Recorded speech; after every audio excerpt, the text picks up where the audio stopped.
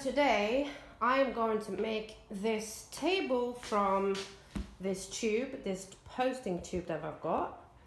I will obviously write down all the measurements and everything in the description box. Don't worry about that.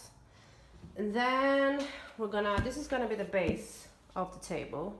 We're gonna cut this in two. I'm not sure the exact height I'm going for as yet, but yeah, we're gonna have to cut this. We have this saw, which will cut the actual tube. And this saw we're gonna use for these, which actually are decorative moldings. That's what they call. They usually, you usually would put them like on something like this, on the side of the wall, or at the bottom of the wall, for example, like here. You would put them like here. But I'm gonna use them to give the table a little bit texture and to make it a little bit more sturdy. So we're gonna apply this all around like that. So we're gonna cut them to the size with this mini saw and then glue it onto here. This will just give it a really nice texture and make it look a bit more proper, like an actual table. So these actually come, I actually had to cut these in store, and I will insert a clip when I did that because that was a lot of work. They actually come twice as long. So yeah, I cut them already in store so to make it easier for me to carry them home.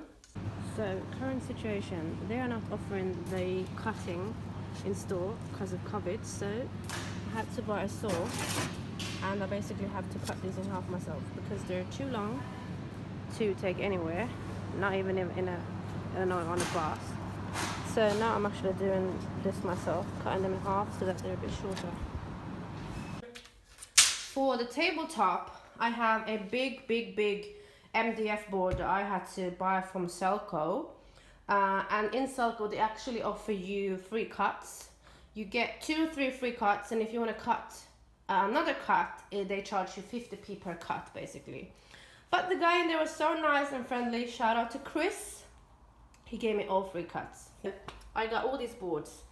Now this board is for another project. I'm making another table, which will be in the next video. But these are the boards I'm going to use today. I'm going to use a 50 by 50. That's going on top of here. It's a bit crooked now because the lid is not properly on, but yeah. So this will be at the top of this and form the table. And then to finish it off, of course, I got some paint. I picked up all these sample testers. I'm trying to create like a stone effect on this. So I don't want it to be just one even color. I'm gonna try and create a stone looking effect. So that's why I bought all different shades of like beige. They look white on the camera. They just all look white, but they're actually all different types of like beige-ish colors. So yeah, I think together it will look nice. So the idea is to make a side table, and the standard side table size, the height of it is usually 45 centimeters.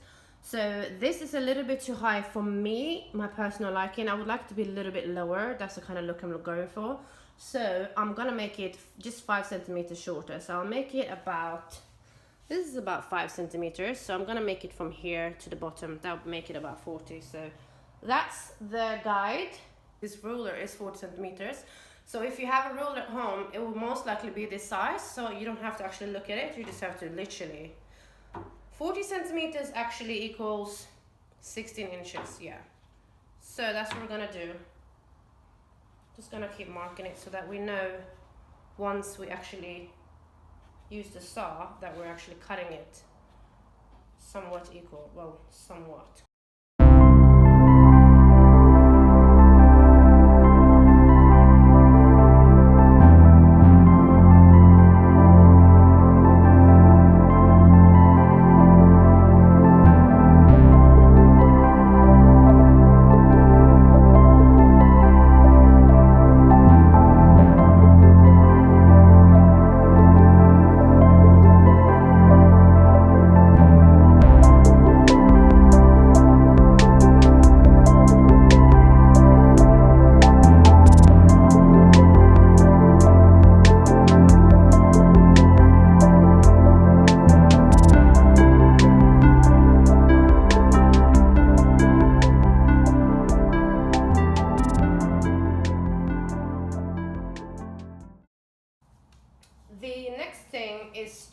to cut these moldings into shape, obviously into size, and of course we want it to be 40 centimeters long because that's the height of the cylinder. Now I've measured around here. I've measured around and done an estimate of how many of these I need. So I will need about 30 to 31 to go all the way around. These are, I don't know how long this is because I cut it, but I can get two 40 centimeters pieces from this. So I'm gonna cut these, and I'm gonna use this small saw because it's actually a lot easier to work with. And this, so what I'm gonna do is I'm going to, of course, mark again 40 centimeters on these and start cutting.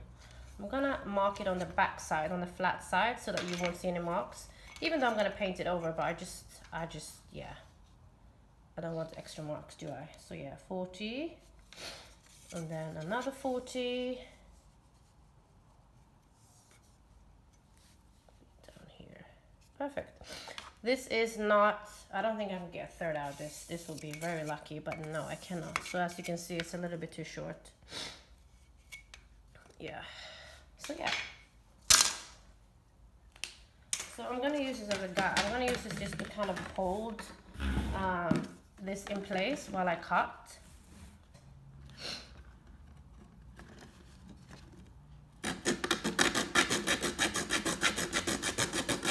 This is not really good cut, but I want to show this because this can happen, and it will probably happen.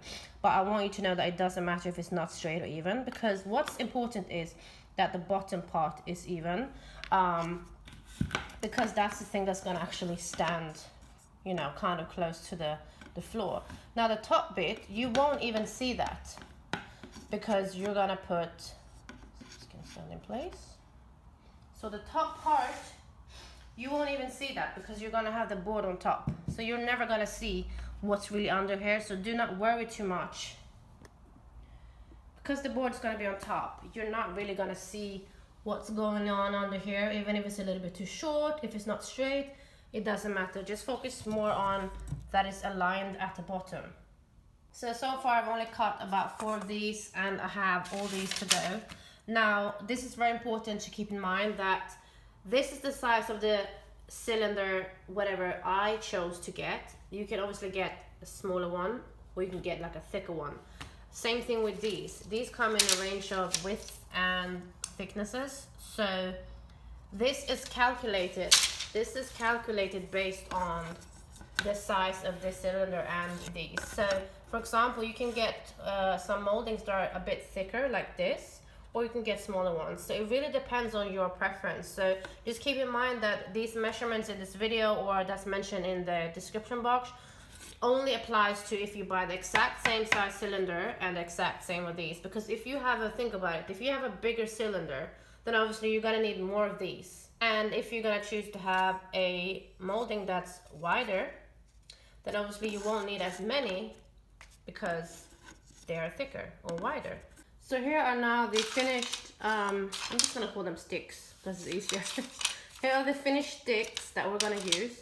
And these are the leftovers, basically. They're a bit too short, but upon cutting them, I actually realized that it doesn't matter, because once again, like I was saying earlier, you're not really going to see the top, because the table will obviously, the board at the top will cover it. So I think some of them are a little bit longer than that. For example, this is still quite usable. So I'm gonna just put them in the longer ones I can actually use at least. So now, this is the part, the top part where I didn't cut, and I want to make sure that this top part is at the bottom so that the table is going to be as straight as possible.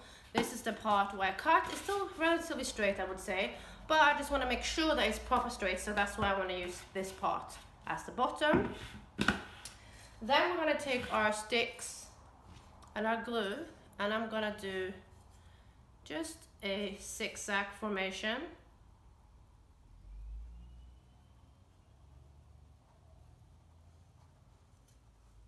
Like so. Doesn't have to be that even, it's fine. And then you want to make sure that the part where it's the end that's the most straight is what we want at the bottom. Yeah? So it needs to line up at the bottom. Just hold it like this, it's actually better.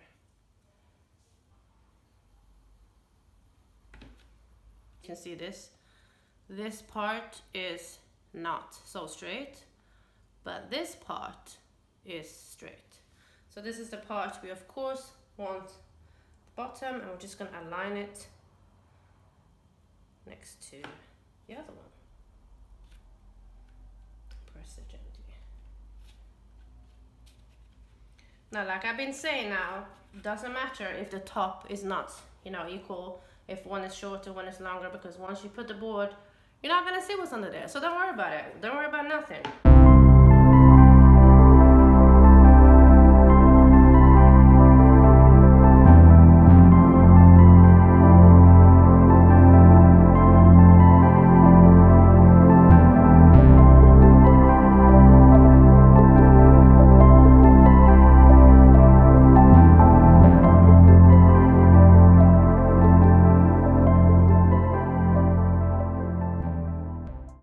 So now I have applied all the sticks, that we call it, around the cylinder. As you can see, there's some that are a bit short, but because I use the scraps, but once again, we're not gonna see that, so that is not a problem. What matters is that the bottom lines up perfectly, as you can see, and it's sturdy and straight. So now I'm gonna just have a little quick look to see how it looks when the board is on top. So far, so good.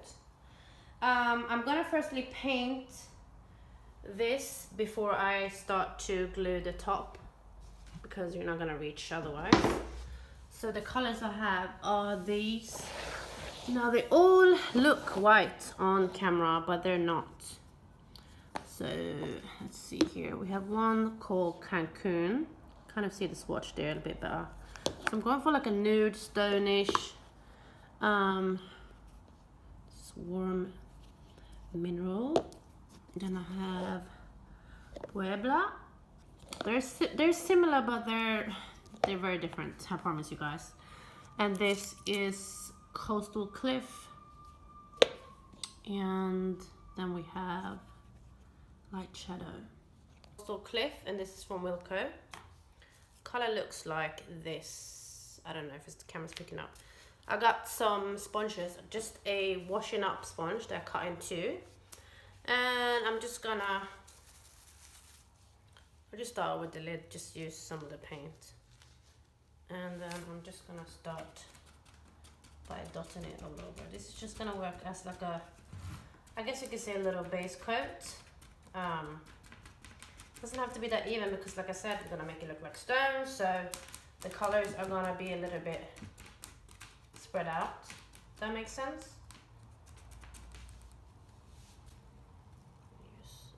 I don't know if I'm using this side of the sponge. I should have probably used the softer side, but oh well. Can also do this, but you see how it gives you more like a, if I was to use a brush, for example, you can kind of see how smooth it is like this. But this, doing it like this, because it has a texture, will give it that look of like a stone, or like a, I don't know how to explain it, but yeah. So far I've done one coat, very, very, very thin coat of the Coastal Cliff.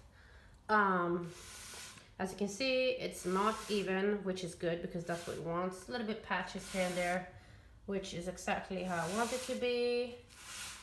And yeah, now I'm going to either use the Cancun or the Puebla. I haven't decided yet. So yeah, I'm gonna do that. And again, I'm gonna use a sponge. I worked out that this part of the sponge actually works better than this part. This part gives them more of the texture, like you can see here. This part will give more of a texture, which is really good. But as far as spreading the paint, this actually sucks up the paint better because it's more soft. So I'll use this, and then afterwards just to make this kind of pattern slash print. So I've gone ahead and opened both of these, and looking at this, actually comes with a brush. This is very cute, like so handy. Looking at these two together, I think I'm gonna go for the Puebla. It's a little bit more creamier. It doesn't show up on video, unfortunately. I'm gonna start off with the Puebla, and then to finish it off, I'm gonna use Cancun. Oh, this is perfect. This is exactly how I want it.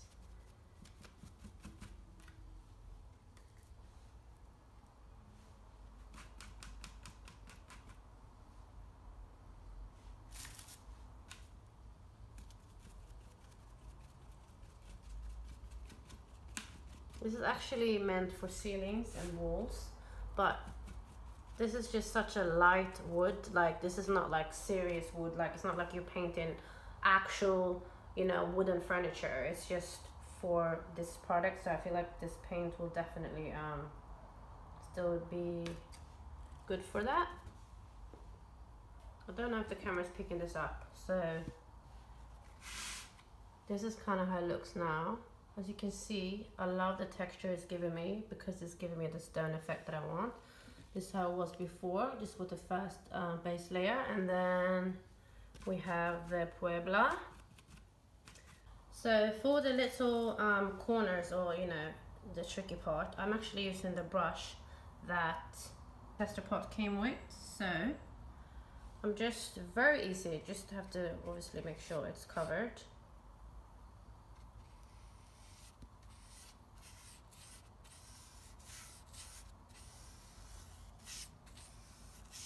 And now you can see there's a line here, of course, but that's not going to be an issue because this is not the final layer that I'm going to paint. I'm going to obviously use another color as well to kind of give it the last top layer. So yeah, just use a brush, any brush will do, or even if you buy these exact same colors, then obviously you know that it comes with a little brush. And that's super handy, like wow. Use the sponge again. You kind of don't see the lines, so you'll just blur out the lines. It will be covered and look nicely. Haven't done it all the way around yet, so I'm gonna keep doing that, and I'll be back once I'm finished. So I've done all the gaps now, to the best knowledge. I haven't done so thoroughly at the bottom because again, you're not gonna see it because it's gonna be by where the board is. So now I think I might want to try one of these light colors now. I think I'm gonna go for the light shadow. It looks like it's kind of a little bit white. I'm just gonna try because I'm not sure. Just shaking it up a bit. I'm not sure how it's gonna look. It might be too white. It's almost white. I'm just gonna try the bottom to see if I like it. It's a little bit too, I think it's a little bit too white, but it might look nice once it's just blended together. I think it will actually be good. So I'm gonna try a little bit.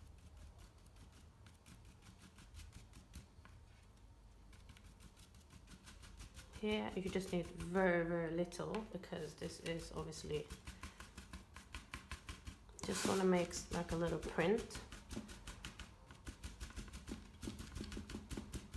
I used a little bit too much at the top, but that's okay. Can make it work. And it's good because the paint under it hasn't really dried fully, so they kind of blend into each other, if that makes sense.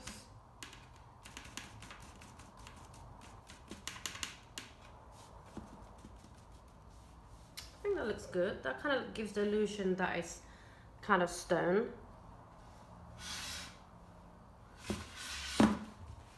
Of course, you can paint any color you want. You can leave it the wooden color it was, and you can like just use a lacquer, or you can make it all white or black, whatever color you want. This is obviously just my preference, just dotting it a little bit everywhere.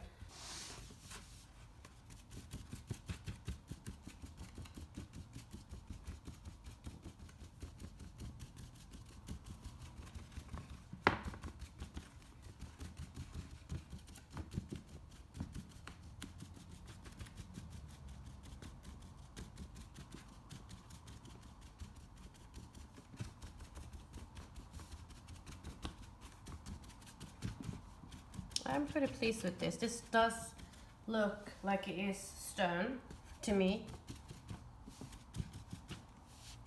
On camera, off camera, I should say. Taking some more. It's kind of like an ombre effect. I think this, but this is pretty much how I envisioned it. There are probably loads of other methods to do this as well. Like I'm sure there's quicker, smarter ways to get this stone effect.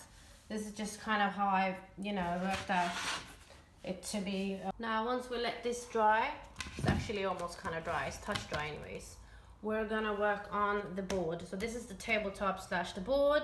At first I was gonna put contact paper on top, like a nudish color contact paper, but I think it would just look nicer if I try and paint it the same way this was painted. So again, I'm gonna start off with this color, which is the coastal cliff. Then I'm gonna put the Puebla. I don't have much left, so I don't know how long it's gonna last me. I might have to mix a little bit of Cancun because this is unopened, but I think they're very, very similar, so I think I can get away with it. And then to top it off, I'm gonna use the light shadow to create like the stone effect.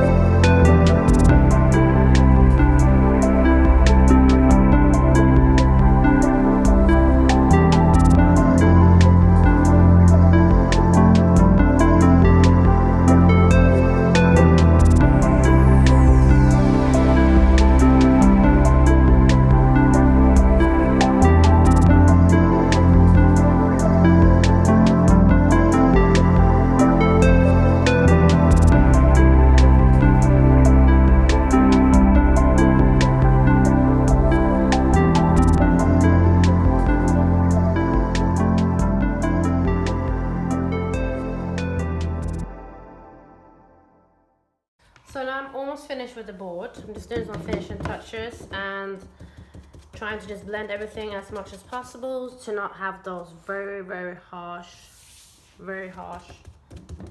lines. I'm using the rougher part of the sponge because that blends much harder, much better, because it needs a little bit of a grip. But I feel like overall it does look pretty much like stone. It does give you the stone look, which I'm really pleased about. So this is obviously how it looks, the board, and then the fake stone. So guys, I have glued the top on. I'm just using my cement to kind of press it down. And yeah, this is pretty much a finished result. I don't know what happened here on the edge, but I am obsessed. As you can see, yes, when you're looking like this, you can see the mess under here, but no one's gonna be under there. That's nobody's business. But look at this table. I'm sorry, but I am so pleased with it. It looks so much better than I even imagined it to look.